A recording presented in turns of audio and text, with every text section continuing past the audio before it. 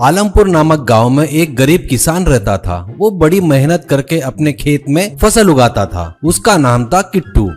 उसको एक पत्नी और बच्चे भी थे। वो लोग अपने खेत के बाजू में ही झोपड़ी बनाकर झोपड़ी में रहते थे। किट्टू के पिताजी ने बहुत सारा कर्जा करके रखा था। उसे चुकाने के लिए किट्टू बहुत मेहनत करता था और परेशान भी रहता था। फसल में जो भी उगाया उसको बाजार में बेचकर घर आता था। वो देख कर्जा देने वाले तुरंत आ जाते थे। उनको पैसे देने के बाद हाथों में नहीं के बराबर पैसा रहता था। वो देख पत्नी, क्या है जी, इतनी मेहनत करके कमाया पैसा ब्याज में ही चला गया। अब इतने पैसे में अपना घर कैसे चलेगा? ये कर्जा कब खत्म होगा जी? किट्टू, हारे मेरे पिताजी की किए सो गलती की सजा अपन लोग भुगत रहे हैं। उन्हें जो शौक पाल रखे थे उसमें अपनी जमीन जायदाद चली गई और कर्जा अपने ऊपर डालकर चले गए आराम से, कहकर दुखी होते हैं।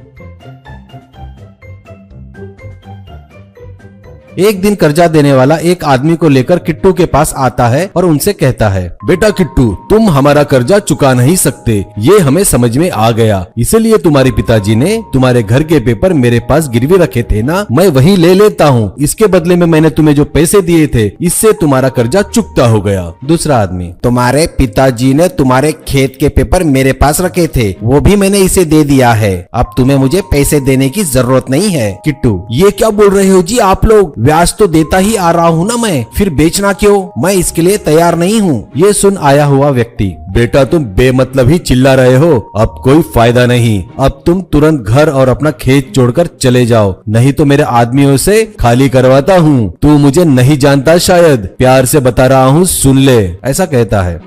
ये सुनकर वो अपना सामान लेकर घर और खेत छोड़कर दूसरे गांव की तरफ निकलता है। बीच में जंगल पड़ता है, वहाँ उन्हें अंधेरा हो जाता है। वहाँ कुछ फल तोड़कर खाकर भूख मिटाते हैं और वहीं पर सो जाते हैं। वहाँ ठंड बहुत ज्यादा होने की वजह से सभी कांपने लगते हैं। सुबह होती है और वो लोग देखते हैं वहाँ पर एक बहुत बड़ा पेड़ होता है और उस पेड़ में बहुत बड़ा होल भी होता है। वो लोग अंदर जाकर देखते हैं तो उन्हें वो बड़ा पसंद आता है। किट्टू अपनी पत्नी से कहता है, अपन पड़ोस के गांव में जाकर काम करने से अच्छा है यहीं रहकर जंगल में मिलने वाले जंगली कंद और शहद जमा करके बेचते हैं तो पैसा अच्छा आएगा। पत्नी, सही बोल रहे हो जी, वहाँ जाकर काम करने से तो अच्छा है यही थोड़ी मेहनत करेंगे तो अच्छा रहेगा। और वो सभी लोग जंगल में कंद और शहद जमा करके हाईवे के बाजू में बेचने लगे।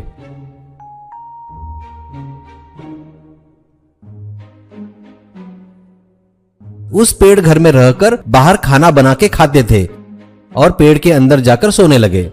एक दिन किट्टू एक पेड़ पर चढ़ता है किसी कंद के लिए। उसे पेड़ के नीचे कुछ बात करने की आवाजें सुनाई देती है। नीचे